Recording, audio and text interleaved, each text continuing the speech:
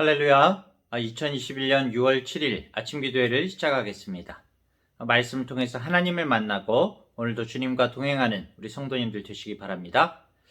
오늘 하나님의 말씀은 잠언 20장 1절부터 15절까지의 말씀입니다. 포도주는 거만하게 하는 것이요 독주는 떠들게 하는 것이라. 이에 미혹되는 자마다 지혜가 없느니라. 왕의 진노는 사자의 부르짖음 같으니 그를 노하게 하는 것은 자기의 생명을 해하는 것이니라. 다툼을 멀리하는 것이 사람에게는 영광이거늘 미련한 자마다 다툼을 일으키느니라. 게으른 자는 가을에 밭갈지 아니하나니 그러므로 거둘 때에는 구걸할지라도 얻지 못하리라. 사람의 마음에 있는 모략은 깊은 물 같으니라. 그럴지라도 명철한 사람은 그것을 길어내느니라. 많은 사람이 각기 자기의 인자함을 자랑하나니 충성된 자를 누가 만날 수 있으랴. 온전하게 행하는 자가 의인이라 그의 후손에게 복이 있느니라. 심판자리에 앉은 왕은 그의 눈으로 모든 악을 흩어지게 하느니라. 내가 내 마음을 정하게 하였다. 내 죄를 깨끗하게 하였다 할 자가 누구냐.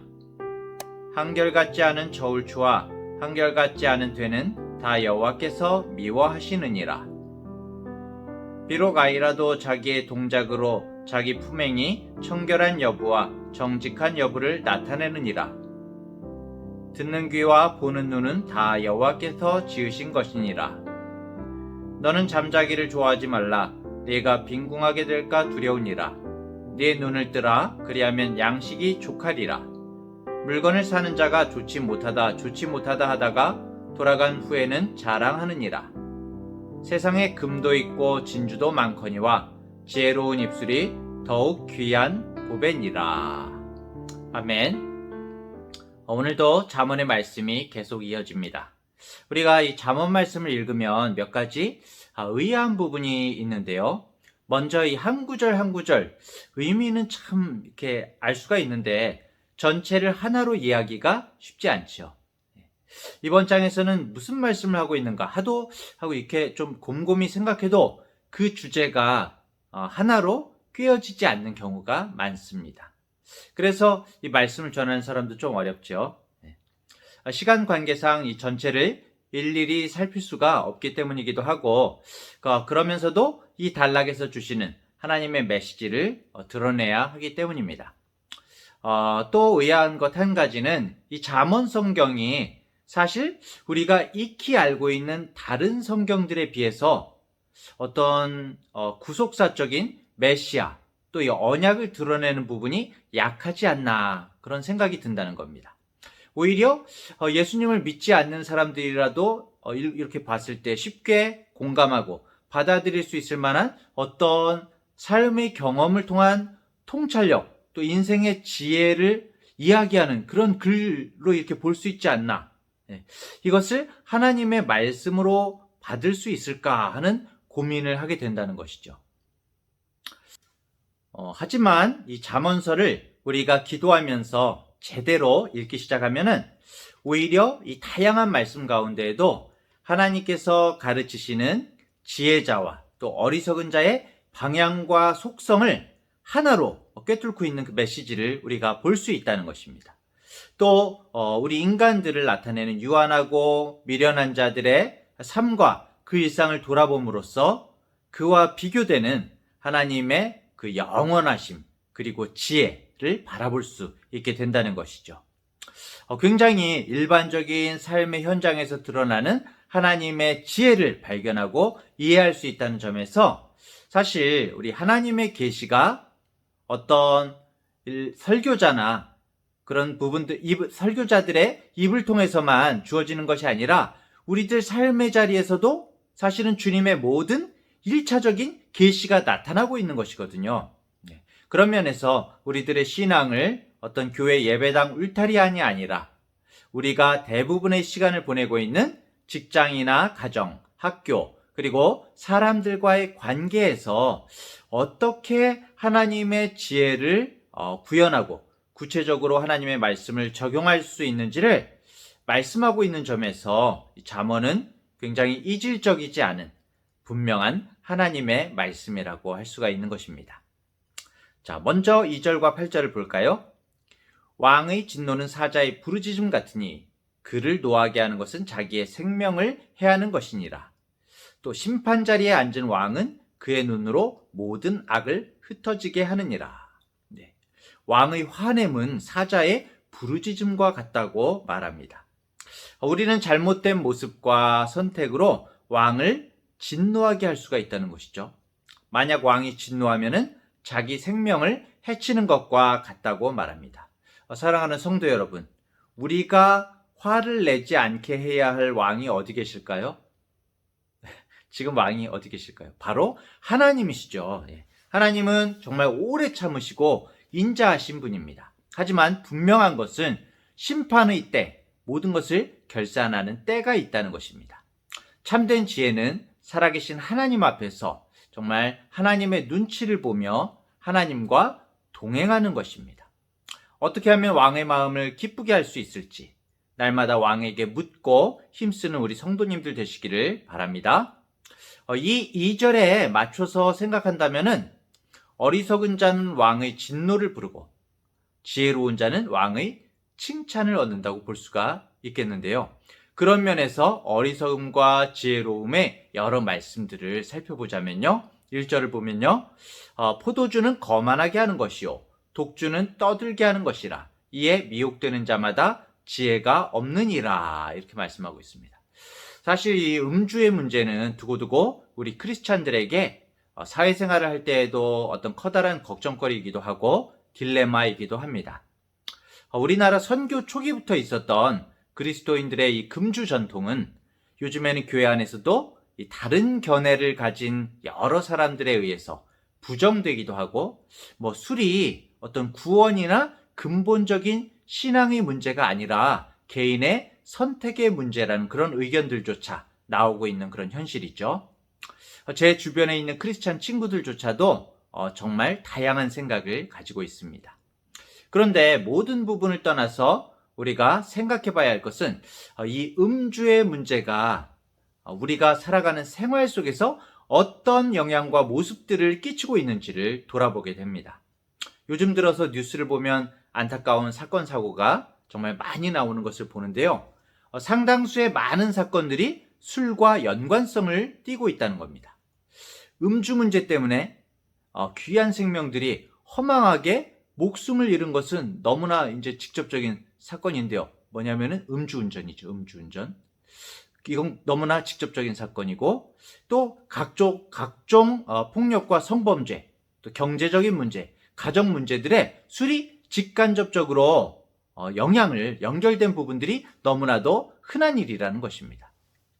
그렇게 일을 저지른 사람들이 주장하는 사유가 뭡니까? 심신미약이래요. 심신미약. 술을 마셔서 아무것도 생각나지도 않고 인사불성이었다는 거죠. 이게 도대체 무슨 말입니까? 말인지 뭔지. 자신을 왜 일부러 심신미약으로 만들어가지고 그런 범죄와 사건을 일으킵니까? 오늘 1절 말씀을 잘 보십시오. 포도주와 독주를 마시게 될 때 나타나는 현상에 대해서 말하고 있는데요. 그 특징이 거만하게 하고 떠들게 하는 것이라고 말을 합니다. 그런데 잘 보시면은 이 포도주와 독주를 먹어서 그 결과로 어리석은 자가 된다는 것이 아니에요. 이 술에 미혹되는 자는 이미 지혜가 없다는 것입니다. 지혜가 없는 사람이 미혹된다는 것이죠. 결국 지혜가 없어서 술의 미혹에 빠져든다는 것입니다. 하나님의 지혜는 술을 경계하고 있습니다. 포도주는 거만하게 한다는 것이 언어적으로 이제 상대방을 멸시하고 업신여긴다는 것입니다. 상대를 존중해야 되는데 포도주의 지배를 받고 나니까 자신은 크고 강한 사람으로 생각하고 상대는 작고 연약한 약자로 이렇게 착각하는 것입니다. 여기서 그리고 떠들게 한다는 것은 중얼거리다, 소리를 지르다라는 그런 뜻인데요. 이 술의 지배를 받고 나면 말을 끊임없이 하죠, 사람이. 대화는 상대의 말을 듣고 나의 말을 하는 것인데 알코올의 지배를 받으면 상대의 얘기를 듣지 않고 줄곧 자기 말만 하게 됩니다. 거만하게 되고 떠들게 되는 것은 사람이 지배해야 할 포도주와 독주에 의해서 오히려 지배를 받는다는 것이죠. 사랑하는 성도 여러분, 오직 우리가 지배당할 분은 성령님이신 주님뿐입니다. 정말 말씀 가운데 술에 대한 지혜로운 입장을 갖는 우리 성도님들 되시기를 간절히 바랍니다. 자, 4절과 13절은 게으른 사람에 대해서 경고하고 있습니다. 게으른 자는 가을에 밭갈지 아니하나니 그러므로 거둘 때에는 구걸할지라도 얻지 못하리라.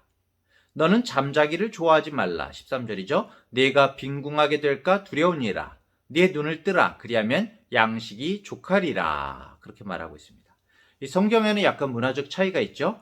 이스라엘에서는 10월, 11월에 가을에 밭을 갑니다.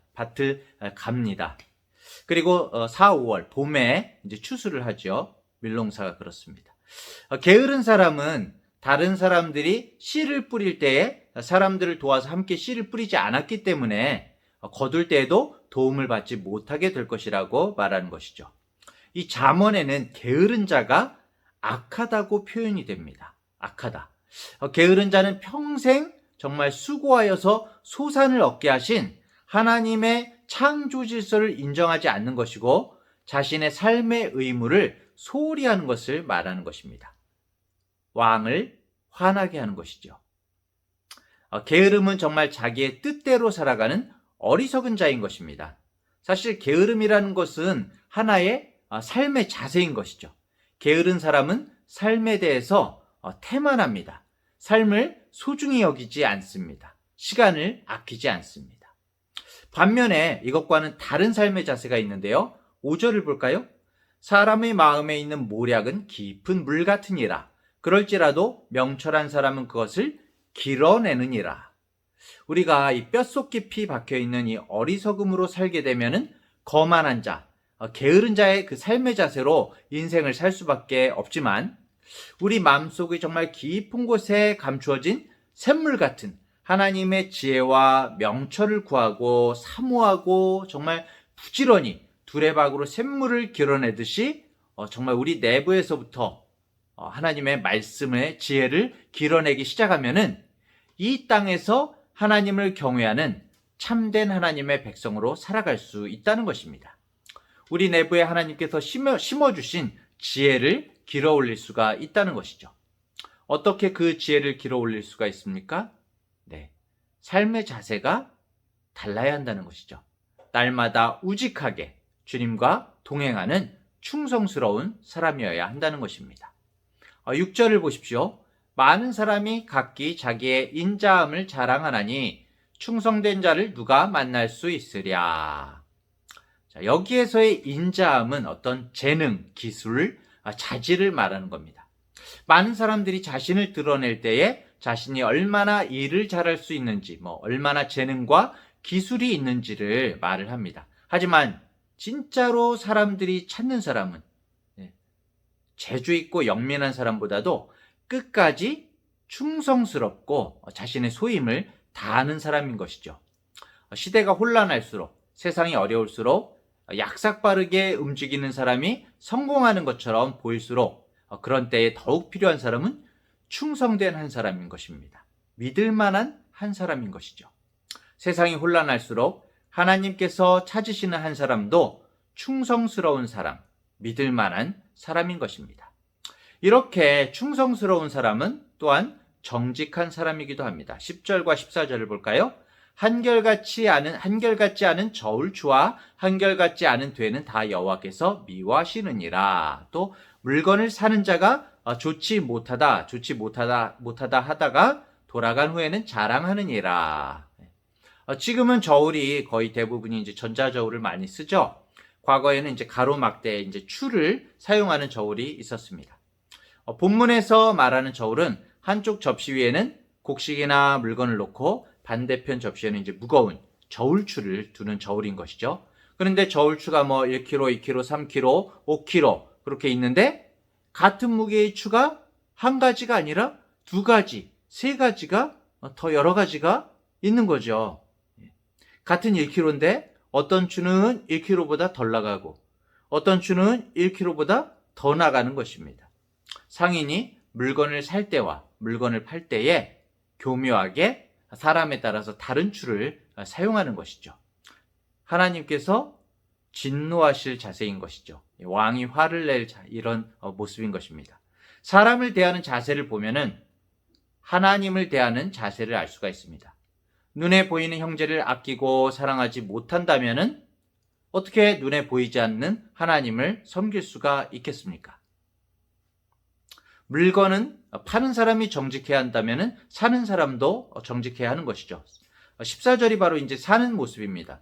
물건을 사는 자가 좋지 못하다 하다가 돌아간 후에는 자랑하느니라.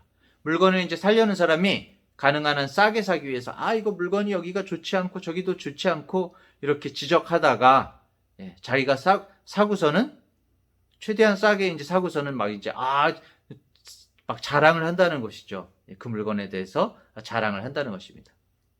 물건을 파는 사람이 정직해야 한다면은 물건을 사는 사람도 정직해야 됩니다. 우리들이 대부분 물건을 파는 분보다는 사는 분들이 많을 것 같아요. 우리 성도님들은. 사는 사람도 정직해야 하겠죠. 과도하게 이윤을 붙여서 파는 것도 바르지 않고 과도하게 깎는 것도 바르지 않은 것 같습니다. 너무 매몰차게 깎는 모습은 덕이 되지 않더라고요. 사랑하는 중앙대학교의 성도 여러분, 왕을 화나게 하는 사람은 삶에 태만하고 자신의 감각과 생각만 쫓는 사람입니다. 하지만 왕을 기쁘게 하는 자는 충성스러움과 정직한 삶의 자세를 가진 사람입니다. 우리가 어떻게 충성스럽고 정직할 수 있습니까? 날마다 하나님 앞에 있으므로 충성스럽고 정직할 수가 있습니다. 하나님이 언제나 이 앞에 하나님을 언제나 모시고 있는 사람이죠. 오늘도 주님과 동행함으로 순간순간 주님께 묻고 또 그분의 마음을 살피는 지혜로운 우리 성도님들 되시기를 간절히 축원합니다. 기도하겠습니다. 하나님 아버지, 왕 대신 주님의 마음을 아프게 하지 않고 진노케 하지 않는 우리가 되기를 원합니다. 사랑하는 주님의 마음을 기쁘게 하고 웃음 짓게 하는 우리가 되기를 원합니다. 저희들에게 하나님의 말씀을 듣는 귀와 보는 눈을 허락해 주시옵소서. 날마다 주님 앞에 있으므로, 주님을 나의 앞에 모심으로, 주님과 동행함으로 주님의 마음을 알게 하시고 우리의 삶을 근신하며 절제하며 살게 하여 주시옵소서. 술을 절제하고 근절하고 게으르고 태만한 삶의 자세를 버리고 충성과 정직의 사람이 될 수 있도록 주님 붙들어 주시옵소서. 오늘도 주님을 기뻐하며 하루를 살길 원합니다. 감사드리며 예수님의 이름으로 기도합니다. 아멘.